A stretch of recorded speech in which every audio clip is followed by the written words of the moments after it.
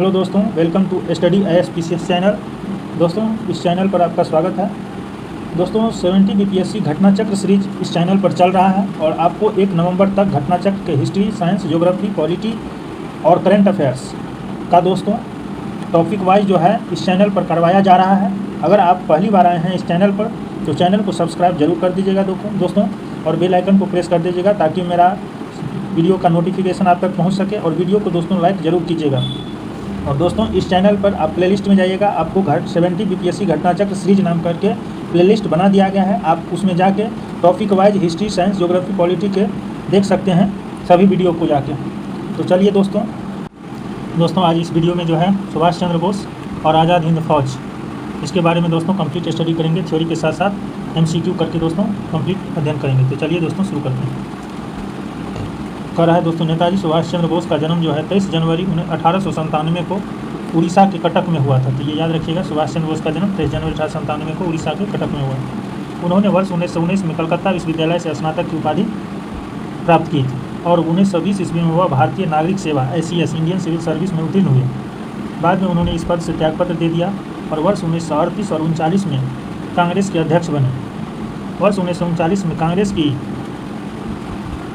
अध्यक्षता से, याद रखिएगा दोस्तों, वर्ष 1939 में कांग्रेस की अध्यक्षता से त्यागपत्र देकर फॉरवर्ड ब्लॉक की स्थापना की तथा वर्ष 1942 में जर्मनी चले गए। 1942 में जर्मनी चले गए।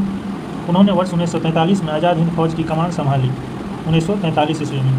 प्रायः उन्हें नेताजी के नाम से स्मरण किया जाता है दोस्तों, प्रायः उन्हें नेताजी के नाम से स्मरण किया जाता है। सुभाष चंद्र बोस को वर्ष 1938 में भारतीय राष्ट्रीय कांग्रेस का अध्यक्ष बनने के बाद दोस्तों एक बात याद रखिएगा, जर्मनी में के जो एडोल्फ हिटलर थे, इन्होंने ही इसे नेताजी कहकर संबोधित किया था सुभाष चंद्र बोस को।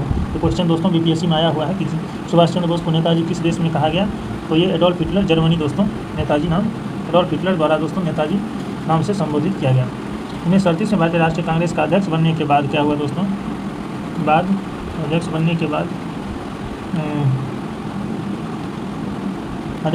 गुरुदेव रविन्द्रनाथ टैगोर द्वारा शांति निकेतन में देश नायक की उपाधि से सम्मानित किया गया था। 1938 ईस्वी में दोस्तों ये हरिपुरा में जो राष्ट्रीय कांग्रेस का अध्यक्ष बना, उसमें उसके बाद दोस्तों यहीं दिया हुआ है, देखिएगा, अध्यक्ष बनने के बाद गुरुदेव रविन्द्रनाथ टैगोर द्वारा शांति निकेतन में, कहाँ है दोस्तों, कहाँ दिया गया, गुरु रविन्द्रनाथ टैगोर द्वारा शांति निकेतन कलकत्ता में दोस्तों में देश नायक की उपाधि से सम्मानित किया गया था दोस्तों। तो याद रखिएगा, देश नायक की उपाधि से सम्मानित किसने किया था दोस्तों, गुरुदेव रविन्द्रनाथ टैगोर द्वारा शांति निकेतन में। महात्मा गांधी ने उन्हें देशभक्तों का देशभक्त कहा था।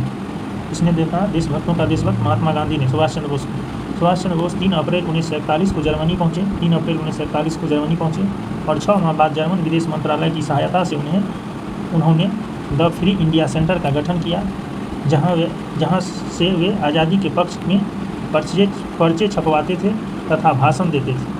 वर्ष 1941 के अंत तक जर्मन तानाशाह एडोल्फ हिटलर ने निर्वासित आज़ाद हिंद सरकार को मान्यता दे दी और सुभाष चंद्र बोस को आज़ादी की लड़ाई के लिए सेना गठित करने की सहमति प्रदान कर दी। वर्ष 1942 में सुभाष चंद्र बोस ने जर्मनी के जनरल इरविन रोमेल के, याद रखिएगा दोस्तों इसको, 1942 में सुभाष चंद्र बोस ने जर्मनी के जनरल इरविन रोमेल के उत्तरी अफ्रीका अभियान के दौरान पकड़े गए भारतीय युद्धबंदियों को भर्ती कर 10,000 सैनिकों का दल गठित किया सुभाष चंद्र बोस ने। इसे ही द फ्री इंडियन लीजन कहा गया। तो इसको याद रखिएगा, द फ्री इंडियन लीजन किसको कहा गया दोस्तों, ये जर्मनी के जो जनरल इरविन रोमेल थे, इन्होंने उत्तरी अफ्रीका अभियान के दौरान जितने भी भारतीय युद्धबंदी को पकड़ा था उसको दोस्तों ये सुभाष चंद्र बोस की सेना में गठित करने लगा। लगभग 10,000 सैनिकों का यह दल गठित किया गया, जिसे द फ्री इंडियन लीजन कहा गया। आज़ाद हिंद फौज की स्थापना मूलतः कैप्टन मोहन सिंह ने की थी। आज़ाद हिंद फौज की स्थापना दोस्तों मूल रूप से कैप्टन मोहन सिंह ने की थी। वे ब्रिटेन की भारतीय सेना में अफसर थे कैप्टन मोहन सिंह। जब ब्रिटिश सेना पीछे हट रही थी तो मोहन सिंह जापानियों के साथ हो गए और जापानियों ने जब भारतीय सैनिकों को मोहन सिंह को सुपुर्द कर दिया तो वे उन लोगों को आज़ाद हिंद फौज में भर्ती करने लगे। उसके बाद है दोस्तों दिसंबर 1941 में उत्तरी मलिया के जंगलों में कैप्टन मोहन सिंह के नेतृत्व वाली पंजाब रेजिमेंट की टुकड़ी जापानी सेना से पराजित हुई। इस टुकड़ी के अंग्रेज लेफ्टिनेंट कर्नल LV फिट्जपैट्रिक जापान के युद्धबंदी हुए, किंतु बैंकॉक निवासी भारतीय सिख यानी प्रीतम सिंह के जिम्मेदारी लेने पर कैप्टन मोहन सिंह और अन्य भारतीय सैनिकों को युद्धबंदी के बजाय जापान के मित्र का दर्जा दिया गया। इसके नेतृत्व में दोस्तों ज्ञानी प्रीतम सिंह, जो बैंकॉक निवासी थे और ये भारतीय सिख थे दोस्तों, ज्ञानी प्रीतम सिंह। इसकी जिम्मेदारी लेने पर कैप्टन मोहन सिंह और अन्य भारतीय सैनिक को युद्धबंदी के बजाय जापान के मित्र का दर्जा दिया गया था। जापान के मेजर एवाची फुजीवारा, याद रखिएगा दोस्तों, जापान के मेजर था एवाची फुजीवारा और ज्ञानी प्रीतम सिंह ने ही कैप्टन मोहन सिंह को इंडियन नेशनल आर्मी का नेतृत्व करने के लिए उत्साहित किया था। तो याद रखिएगा, जापान के मेजर एवाची फुजीवारा और ज्ञानी प्रीतम सिंह ने ही कैप्टन मोहन सिंह को इंडियन नेशनल आर्मी का नेतृत्व करने के लिए उत्साहित किया। और दिसंबर 1941 के अंत में कैप्टन मोहन सिंह इसके लिए सहमत हो गए। उसके बाद दोस्तों सहमत हो गए। फरवरी और मार्च 1942 में मोहन सिंह के नेतृत्व में इंडियन नेशनल आर्मी का गठन किया गया, जिसमें जापान के मलय अभियान के तहत पराजित ब्रिटिश सेना के भारतीय सैनिकों को शामिल किया गया था। स्पष्ट है कि INA का विचार सूत्र ज्ञानी प्रीतम सिंह और फुजीवारा ने दिया था। INA का विचार सूत्र ज्ञानी प्रीतम सिंह और फुजीवारा ने दिया, जबकि कैप्टन मोहन सिंह ने उसे प्रथम नेतृत्व प्रदान करने का साहसिक कार्य किया था। आज़ाद हिंद फौज की पहली डिवीज़न का औपचारिक गठन सितंबर 1942 को हुआ और कैप्टन मोहन सिंह इसके प्रथम सेनापति बने। 4 जुलाई 1943 को रास बिहारी बोस ने आज़ाद हिंद फौज की कमान सुभाष चंद्र बोस को सौंप दी। तो इसको याद रखिएगा दोस्तों, कब सौंपी गई दोस्तों?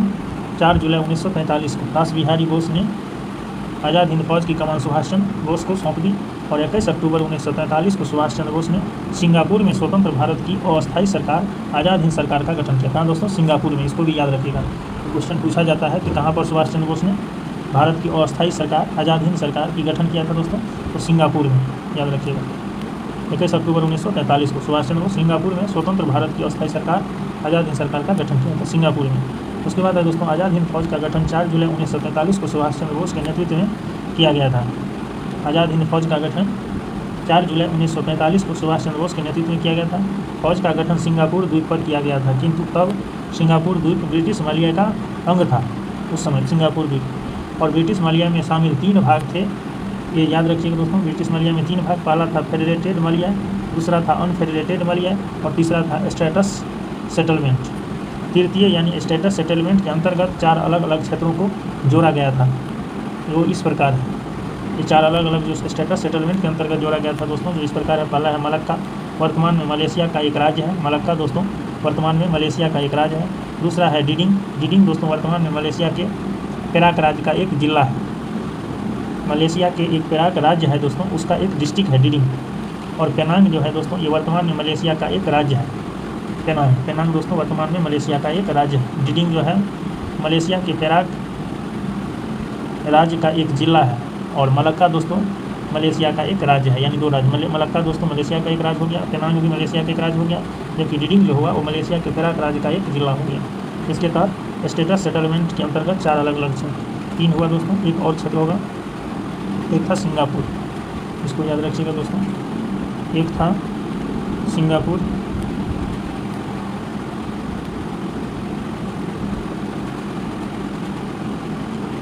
एक था दोस्तों सिंगापुर, देखिएगा 4th नंबर, एक सिंगापुर था 4th नंबर। अगस्त 1963 में स्वतंत्रता की घोषणा की। 16 सितंबर 1963 को मलेशिया का अंग बना सिंगापुर। अगस्त 1963 में स्वतंत्रता की घोषणा की और 16 सितंबर 1963 को मलेशिया का अंग बना। और 9 अगस्त 1965 को मलेशिया की संसद के एक प्रस्ताव द्वारा मलेशियाई संघ से अलग कर दिया गया तथा इसी दिन से स्वतंत्र देश बन गया था, 9 अगस्त 1965 से। सिंगापुर, स्पष्ट है कि जब सिंगापुर में आज़ाद हिंद फौज का गठन हुआ था तब वह मलय का हिस्सा था। उसके बाद दोस्तों नेक्स्ट फैक्ट देखिएगा। सिंगापुर तत्कालीन उस समय मलय कहलाता था में अपने सैनिकों का आह्वान करते हुए सुभाष चंद्र बोस ने कहा था कि बहुत त्याग किया है किंतु अभी प्राणों की आहुति देना शेष है। आज़ादी को आज हमें अपने शीश फल चढ़ा देने वाले पागल पुजारी की आवश्यकता है जो अपना सिर काटकर स्वाधीनता की देवी को भेंट चढ़ा सके। और इसी समय कहा तुम मुझे खून दो मैं तुम्हें आज़ादी दूंगा। जय हिंद का नारा सुभाष चंद्र बोस ने ही दिया था। यह आज़ाद हिंद फौज में नमस्कार का ढंग था दोस्तों, जय हिंद, तथा आज यह सारे देश का नारा हो गया है। उसके बाद है दोस्तों आज़ाद हिंद, देखिएगा आज़ाद हिंद फौज दिवस 12 नवंबर 1945 को मनाया गया था। कब दोस्तों? आज़ाद हिंद फौज दिवस 12 नवंबर 1945 को, जबकि 5 नवंबर से 11 नवंबर 1945 के मध्य आज़ाद हिंद फौज सप्ताह मनाया गया। आज़ाद हिंद फौज के सैनिकों और अधिकारियों को गिरफ्तार कर ब्रिटिश सरकार ने नवंबर 1945 में दिल्ली के लाल किले में उन पर मुकदमा चलाया। दिल्ली के लाल किले में उन पर मुकदमा चलाया गया आज़ाद हिंद फौज के सैनिकों और अधिकारियों को गिरफ्तार करके। इसमें 3 अभियुक्त प्रेम सहगल, गुरु बख्श सिंह और शाहनवाज को फांसी की सज़ा सुनाई गई थी। 3 अभियुक्त प्रेम सहगल, गुरु बख्श सिंह और शाहनवाज को फांसी की सज़ा सुनाई गई थी और रशीद अली को 7 वर्ष के कारावास का दंड दिया गया था, रशीद अली को। उसके बाद दोस्तों इनके बचाव के लिए कांग्रेस ने आज़ाद हिंद फौज बचाओ समिति का गठन किया, जिसमें भोला भाई देसाई के नेतृत्व में तेज बहादुर सप्रू, कैलाश नाथ काटजू, अरुणा आसफ अली और जवाहरलाल नेहरू प्रमुख वकील थे। तो याद रखिए 4 व्यक्ति भोला भाई देसाई के नेतृत्व में दोस्तों तेज बहादुर सप्रू पहला, दूसरा कैलाश नाथ काटजू, तीसरा अरुणा आसफ अली और चौथा था दोस्तों जवाहरलाल नेहरू। ये 4 वकील थे, इन्होंने प्रमुख वकील थे। और इस पर केस कौन सा मुकदमा चलाया गया था दोस्तों? याद रखिएगा, दिल्ली के लाल किले में उन पर मुकदमा चलाया गया, इस पर आज़ाद हिंद फौज के सैनिक और अधिकारियों पर। उसके बाद क्या हुआ दोस्तों? सरकार के निर्णय के विरुद्ध पूरे देश में तेज प्रतिक्रिया हुई। अंत में विवश होकर वायसराय, उस समय थे दोस्तों लॉर्ड वेवेल, याद रखिएगा 1945 में दोस्तों वायसराय थे लॉर्ड वेवेल, ने अपने विशेषाधिकार वीटो का प्रयोग करते हुए मृत्युदंड की सज़ा को माफ़ कर दिया दोस्तों। पंडित जवाहरलाल नेहरू ने भारत के नाजीवाद, फांसीवाद और साम्राज्यवाद विरोधी निश्चित रूप के कारण जापान के विरुद्ध गुरिल्ला युद्ध की अपनी योजना के पक्ष में इलाहाबाद में हुई कांग्रेस कार्यकारिणी समिति की बैठक में बहुमत प्राप्त किया था, इसको भी याद रखिएगा। आइए दोस्तों उसके बाद MCQ के माध्यम से जितने भी सारे फैक्ट्स होंगे उनका अध्ययन करेंगे। तो पहला दोस्तों फैक्ट देखिएगा, पहला क्वेश्चन, नेताजी सुभाष चंद्र बोस का जन्म जिस नगर में हुआ था वह क्या है दोस्तों? जहाँ नेताजी का जन्म हुआ था वह है कटक, उड़ीसा में जन्म हुआ था दोस्तों 1897 ईस्वी में 23 जनवरी को। याद रखिएगा 23 जनवरी को 1897 में उड़ीसा के कटक में हुआ था नेताजी सुभाष चंद्र बोस का। और ये वर्ष 1941 में जर्मनी चले गए और उन्होंने 1943 में आज़ाद हिंद फौज की कमान संभाली और प्रायः उन्हें नेताजी के नाम से दोस्तों जर्मनी के तानाशाह एडोल्फ हिटलर ने दिया था नेताजी नाम। उसके बाद नेक्स्ट क्वेश्चन दोस्तों दूसरा क्वेश्चन है दोस्तों, देखिएगा दूसरा नंबर क्वेश्चन है कि वर्ष 1939 में कांग्रेस को छोड़ने के पश्चात सुभाष चंद्र बोस ने किस दल की स्थापना की? तो इसका करेक्ट ऑप्शन होगा फॉरवर्ड ब्लॉक की। उसके बाद नेक्स्ट क्वेश्चन तीसरा नंबर है, सुभाष चंद्र बोस ने फॉरवर्ड ब्लॉक की स्थापना किस वर्ष की थी?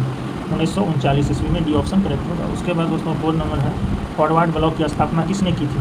तो सुभाष चंद्र बोस ने किया था। उसके बाद 5 नंबर क्वेश्चन है दोस्तों, देखिएगा 5 नंबर क्वेश्चन है कि INA इंडियन नेशनल आर्मी मानसिक पुत्र था। मानसिक पुत्र किसका था दोस्तों? तो इसको याद रखिएगा, INA ये मानसिक पुत्र था ज्ञानी प्रीतम सिंह और जापान मेजर एवाची फुजीवारा, इन दोनों के द्वारा दोस्तों ये कैप्टन मोहन सिंह को प्रेरित किया गया और उसको इसका अध्यक्ष बनाया गया। तो ज्ञानी प्रीतम सिंह और मेजर एवाची फुजीवारा को दोस्तों INA इंडियन नेशनल आर्मी का मानसिक पुत्र कहा जाता है, इसको याद रखिएगा। उसके बाद है दोस्तों कि INA किसके दिमाग की उपज थी और किसने इसकी स्थापना की? तो ये दोस्तों कैप्टन मोहन सिंह के दिमाग की उपज थी और इसकी स्थापना भी मोहन सिंह ने ही किया था। उसके बाद दोस्तों नेक्स्ट क्वेश्चन, आज़ाद हिंद फौज का विचार किसने सुझाया? तो मोहन सिंह ने दोस्तों सुझाया। यदि ज्ञानी प्रीतम सिंह और मेजर फुजीवारा का नाम विकल्प में नहीं है तो मोहन सिंह मार सकते हैं दोस्तों। अगर ये विचार किसके मन में आया तो मेन ऑप्शन था दोस्तों ज्ञानी प्रीतम सिंह और मेजर फुजीवारा के दिमाग की उपज थी ये, लेकिन कहा जाता है कि कैप्टन मोहन सिंह को प्रेरित किया था इन दोनों के द्वारा। तो कैप्टन मोहन सिंह ही दोस्तों मेन करेक्ट करते हैं संस्थापक थे आज़ाद हिंद फौज के, लेकिन ये दोनों ज्ञानी प्रीतम सिंह और मेजर फुजीवारा के दिमाग की उपज थी। नहीं ऑप्शन में रहने पर दोस्तों मोहन सिंह करेक्ट होगा। उसके बाद दोस्तों अभिष्ट राष्ट्रीय सेना भारतीय राष्ट्रीय सेना INA की स्थापना किस वर्ष हुई थी दोस्तों? इसका करेक्ट ऑप्शन होगा 1942 ईस्वी में। इंडियन नेशनल आर्मी की स्थापना दोस्तों मार्च अप्रैल 1942 ईस्वी में हुआ था। ये एक्सप्लेनेशन देखते हैं। व्यवहारिक रूप से सैन्य इकाई के रूप में इंडियन नेशनल आर्मी का गठन मार्च अप्रैल 1942 में कैप्टन मोहन सिंह द्वारा शुरू कर दी गई थी, किंतु इसके गठन का औपचारिक घोषणा जो है वो सितंबर 1942 में की गई थी। उल्लेखनीय है कि मलय क्षेत्र में भारतीयों द्वारा अपना राजनीतिक संगठन ऑल मलया इंडियन इंडिपेंडेंस लीग का गठन किया गया था। इसकी अध्यक्षता के लिए रास बिहारी बोस को आमंत्रित किया गया था। रास बिहारी बोस ने जून 1942 में संपन्न बैंकॉक सम्मेलन में एक काउंसिल ऑफ एक्शन एवं प्रतिनिधि समिति के गठन का प्रस्ताव किया गया था, जिसे इंडियन इंडिपेंडेंस लीग और इंडियन नेशनल आर्मी के मध्य समन्वय और अधीक्षण का दायित्व सौंपा गया। रास Bihari Bose council of action के अध्यक्ष बनाए गए थे, जबकि के.पी. मेनन, नेदम राघवन नागरिक सदस्य और मोहन सिंह एवं गिलानी सैनिक सदस्य थे दोस्तों, तो इसको याद रखिएगा। उसके बाद दोस्तों नेक्स्ट 9 नंबर क्वेश्चन देखिएगा। आज़ाद हिंद फौज का प्रथम सेनापति कौन था दोस्तों? ये कैप्टन मोहन सिंह जो था ये प्रथम सेनापति था। इसको याद रखिएगा। 1 सितंबर 1942 को आज़ाद हिंद फौज की पहली डिवीजन की औपचारिक गठन हुआ था और कैप्टन मोहन सिंह इसके प्रथम सेनापति बनाए गए थे। उसके बाद 10 नंबर क्वेश्चन देखिएगा दोस्तों। आज़ाद हिंद सरकार के निर्माण की घोषणा की गई। इस दोस्तों आज़ाद हिंद सरकार के निर्माण की घोषणा 21 अक्टूबर 1943 को किया गया था। ये डेट याद रखिएगा दोस्तों, 21 अक्टूबर 1943 को। 4 जुलाई 1943 को रास बिहारी बोस ने आज़ाद हिंद फौज की कमान सुभाष चंद्र बोस को सौंप दी, लेकिन 21 अक्टूबर 1943 को सुभाष चंद्र बोस ने सिंगापुर में स्वतंत्र भारत की अस्थायी सरकार आज़ाद हिंद सरकार का गठन किया था 21 अक्टूबर 1943 को। कहाँ पे दोस्तों? सिंगापुर में। इसको याद रखिएगा, 21 अक्टूबर 1943।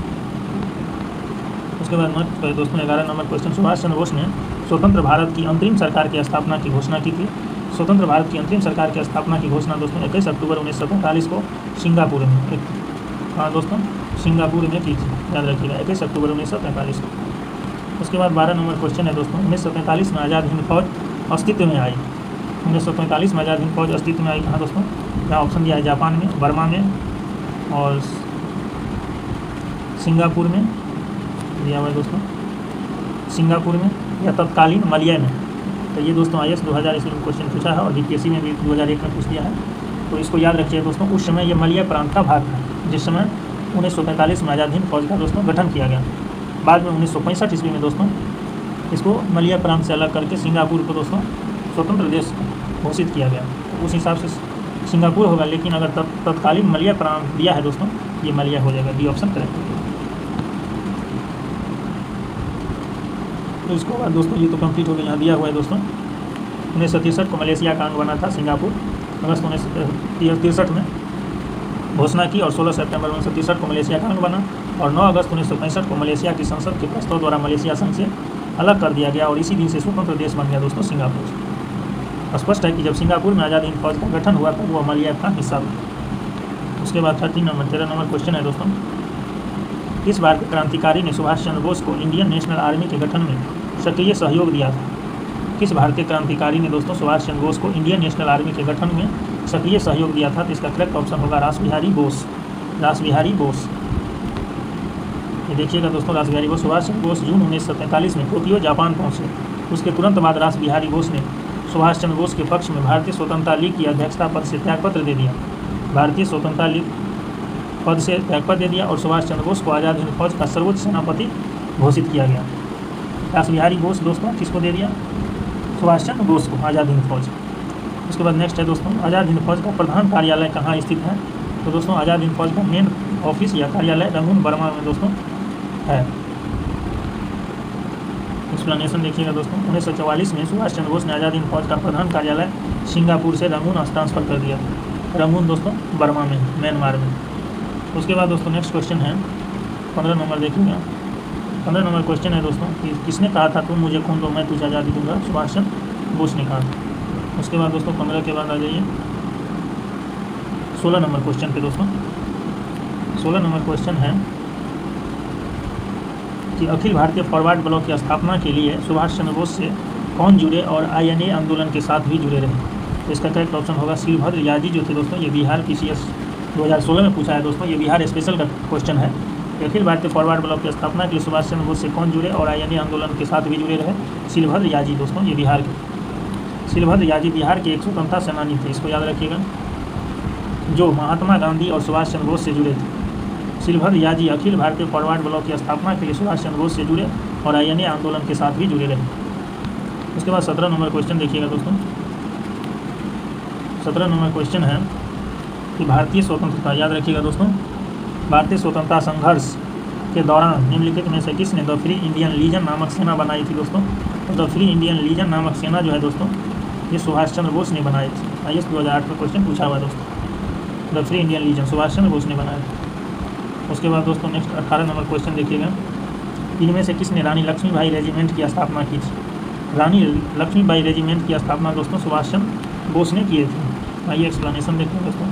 रानी लक्ष्मीबाई के नाम पर झांसी की रानी रेजिमेंट की स्थापना वर्ष 1945 में सुभाष चंद्र बोस ने किया था। लक्ष्मी सहगल आज़ाद हिंद फौज की महिला ब्रिगेड रानी लक्ष्मीबाई रेजिमेंट की कमांडर थी। तो दोस्तों लक्ष्मी सहगल। आज़ाद हिंद फौज के अन्य ब्रिगेड थे सुभाष ब्रिगेड, नेहरू ब्रिगेड और गांधी ब्रिगेड। उसके बाद दोस्तों नेक्स्ट आ जाइए। 19 नंबर क्वेश्चन है दोस्तों। 19 नंबर क्वेश्चन देखिएगा। निम्नलिखित में से किस एक ने सुभाष चंद्र बोस को देश नायक कहा था? देश नायक दोस्तों ये गुरुदेव रविन्द्रनाथ टैगोर ने कहा था। कहाँ दोस्तों? शांति निकेतन में।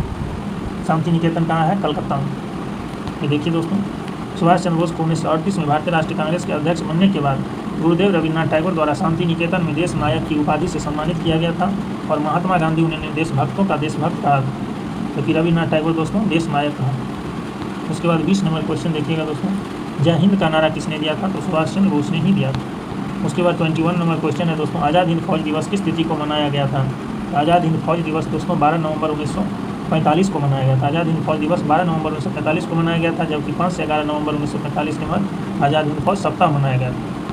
उसके बाद 22 नंबर क्वेश्चन है दोस्तों। आज़ाद हिंद फौज के किस सैनिक को 7 वर्ष के कारावास का दंड दिया गया? 7 वर्ष के कारावास को आज़ाद हिंद फौज के किस सैनिक को दोस्तों? इसका करेक्ट ऑप्शन होगा राशिद अली को। राशिद अली को दोस्तों 7 वर्ष का कारावास दंड दिया गया था और ये आज़ाद हिंद फौज से संबंधित थी, राशिद अली। इसका दोस्तों एक्सप्लेनेशन देखिएगा। आज़ाद हिंद फौज के सैनिकों और अधिकारियों को गिरफ्तार कर ब्रिटिश सरकार नवंबर 1945 में दिल्ली के लाल किले में उन पर मुकदमा चलाया। इसमें 3 अभियुक्त प्रेम सहगल, गुरुबख्श सिंह, शहनवाज को फांसी की सजा दी गई, जबकि राशिद अली को 7 वर्ष के कारावास का दंड दिया गया। इनके बचाव के लिए कांग्रेस ने आज़ाद हिंद फौज बचाव समिति का गठन किया, जिसमें भूला भाई देसाई के नेतृत्व में तेज बहादुर सप्रू, कैलाश नाथ काटजू, अरुणा असफ अली, जवाहरलाल नेहरू दोस्तों प्रमुख वकील थे। सरकार के निर्णय के विरुद्ध पूरे देश में तेज प्रक्रिया हुई और अंत में विवश होकर वायसराय लॉर्ड वेवेल अपने विशेषाधिकार का प्रयोग करते हुए मृत्युदंड की सजा को माफ़ कर दिया। उसके बाद दोस्तों नेक्स्ट क्वेश्चन आ जाइए। 23 नंबर क्वेश्चन कर रहा है। निम्नलिखित में से आज़ाद हिंद फौज के किस अधिकारी ने लाल किले पर चलाए गए मुकदमे का सामना नहीं किया? निम्नलिखित में से आज़ाद हिंद फौज के किस अधिकारी ने लाल किले पर चलाए गए मुकदमे का सामना नहीं किया दोस्तों?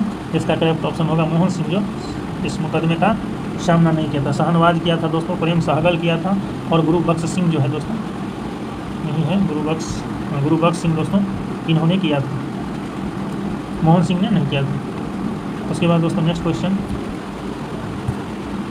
24 नंबर क्वेश्चन पे आइएगा। 24 का निम्नलिखित में से किसने 1945 में आज़ाद हिंद फौज की ओर से लाल किले के मुकदमे में पैरवी कर रहे वकीलों की अध्यक्षता की थी? तो ये दोस्तों भूला भाई देसाई जो है ये वकीलों की अध्यक्षता की थी आज़ाद हिंद फौज की ओर से दोस्तों। लाल किले के मुकदमे में पैरवी कर रहे वकील की अध्यक्षता भूला भाई देसाई ने कर रहे थे। और इसमें दोस्तों सदस्य कौन थे? कैलाश नाथ काटजू, जवाहरलाल नेहरू और तेज बहादुर सप्रू दोस्तों इसमें पैरवी करने वाले वकील थे, जिसकी अध्यक्षता भूला भाई देसाई के नेतृत्व में हो रहा था। एक्सप्लेनेशन देखिए दोस्तों। 1945 में लाल किले में आज़ाद हिंद फौज के सिपाहियों के प्रसिद्ध मुकदमे की पैरवी कैलाश नाथ काटजू, तेज बहादुर सप्रू, जयप्रकाश नारायण और भूला भाई देसाई आदि कर रहे थे। वकीलों के इस समूह की अध्यक्षता दोस्तों भूला भाई देसाई ने किया था। तो ये इसको भी याद रखें दोस्तों, ये वेरी वेरी इंपॉर्टेंट है। उसका नेक्स्ट है दोस्तों 25 नंबर क्वेश्चन देखिएगा। 25 नंबर क्वेश्चन है दोस्तों। आज़ाद हिंद फौज के अधिकारियों के उनके लाल किले में मुकदमे चल रहे हैं, मुकदमे में उनके पक्ष से निम्नलिखित में से किसने वकालत की थी दोस्तों? तो ये तेज बहादुर सप्रू, सर टीवी सप्रू मतलब तेज बहादुर सप्रू, भूला भाई देसाई, कैलाश नाथ काटजू और पंडित जवाहरलाल नेहरू, याद रखिए। उसके बाद दोस्तों नेक्स्ट क्वेश्चन 26 नंबर क्वेश्चन। 1945 में आज़ाद हिंद फौज के लाल किले में दिल्ली के मुकदमे की पैरवी निम्नलिखित में से किसने नहीं की थी? तो किसने नहीं की थी? भूला भाई देसाई किए थे दोस्तों, ये इसके अध्यक्ष थे।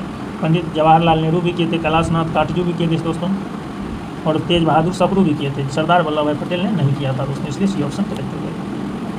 26 हो गया दोस्तों। और नेक्स्ट क्वेश्चन है 27 नंबर क्वेश्चन है दोस्तों। निम्नलिखित में से कौन प्रसिद्ध INA मुकदमे के वकील थे? कौन प्रसिद्ध INA मुकदमे के वकील थे दोस्तों? प्रसिद्ध ये भूला भाई देसाई की अध्यक्षता में दोस्तों मुकदमा जीता गया था, तो डी ऑप्शन करेक्ट होगा। उसके बाद दोस्तों 28 नंबर क्वेश्चन देखिएगा। दिल्ली के लाल किले में प्रसिद्ध आज़ाद हिंद फौज पर अभियोग चलाया गया था 1945 में। उसके बाद 29 नंबर क्वेश्चन है दोस्तों, देखिएगा। INA के अधिकारियों पर मुकदमा चलाया गया था लाल किला दिल्ली में दोस्तों, याद रखिएगा, लाल किला दिल्ली में। उसके बाद है 30 नंबर क्वेश्चन, 30 नंबर क्वेश्चन देखिएगा दोस्तों। 1945 की प्रमुख घटनाएं निम्नलिखित थी। 1945 की दोस्तों प्रमुख घटना वेवेल इंकलाब दोस्तों ये 1945 में ही आया। आज़ाद हिंद फौज मुकदमा दोस्तों ये भी 1945 में ही हुआ था। और शिमला समझौता दोस्तों ये भी 1945 में हुआ था। नौसेना विद्रोह जो है दोस्तों ये 1946 में हुआ था। तो 1, 2, 4 सही होगा दोस्तों, सी ऑप्शन करेक्ट होगा। देखिए दोस्तों वेवेल योजना जो है ये 45 में 14 जून 1945 शिमला सम्मेलन है 25 जून से 14 जुलाई 1945। वेवेल योजना के पर विचार करने के लिए ही दोस्तों शिमला समझौता किया गया था। तो आप याद रख सकते हैं कि पहले वेवेल योजना हुआ, उसके बाद शिमला समझौता हुआ। और नौसेना विद्रोह दोस्तों देखिए 18 से 23 फरवरी 1946 को, याद रखिएगा बस 1946 को नौसेना विद्रोह हुआ था। और आज़ाद हिंद फौज पर मुकदमा दोस्तों नवंबर 1945 में चलाया गया था। नवंबर 1945 में आज़ाद हिंद फौज पर मुकदमा। उसके बाद दोस्तों नेक्स्ट क्वेश्चन 31 नंबर, ये देखिएगा दोस्तों 31 नंबर क्वेश्चन क्या है। 31 नंबर क्वेश्चन है दोस्तों, सुभाष चंद्र बोस का राजनीतिक गुरु कौन था दोस्तों। सुभाष चंद्र बोस का राजनीतिक गुरु जो है इसका करेक्ट ऑप्शन बी है CR दास। चितरंजन दास जो है दोस्तों ये सुभाष चंद्र बोस का राजनीतिक गुरु है। ये आर.ओ. 2017 यूपी में दोस्तों पूछा हुआ है कि सुभाष चंद्र बोस का राजनीतिक गुरु कौन था। चितरंजन दास, जिसे देशबंधु के नाम से भी जाना जाता है। उसके बाद दोस्तों 32 नंबर क्वेश्चन है, इलाहाबाद में संपन्न कांग्रेस कार्यकारिणी समिति की बैठक में निम्नलिखित सदस्यों में से एक सदस्य भारत के नाजीवाद, फांसीवाद और साम्राज्यवाद विरोधी निश्चित रूप के कारण जापान के विरुद्ध गुरिल्ला युद्ध की अपनी योजना के पक्ष में बहुमत जुटाने में सक्षम हुए थे कौन थे दोस्तों। ये जवाहरलाल नेहरू होगा, करेक्ट ऑप्शन डी ऑप्शन होगा। उसके बाद दोस्तों ये खत्म हो गया दोस्तों। तो दोस्तों इतना जो है थ्योरी और करंट अफेयर MCQ दोस्तों था।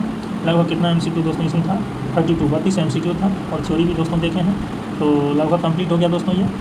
तो अगर दोस्तों चैनल पर पहली बार इस वीडियो को देख रहे हैं तो आप रिक्वेस्ट करते हैं कि आप इस चैनल को जरूर सब्सक्राइब कर लीजिएगा और बेल आइकन को प्रेस कर दीजिएगा और वीडियो को भी लाइक कीजिएगा दोस्तों। ओके दोस्तों, थैंक यू।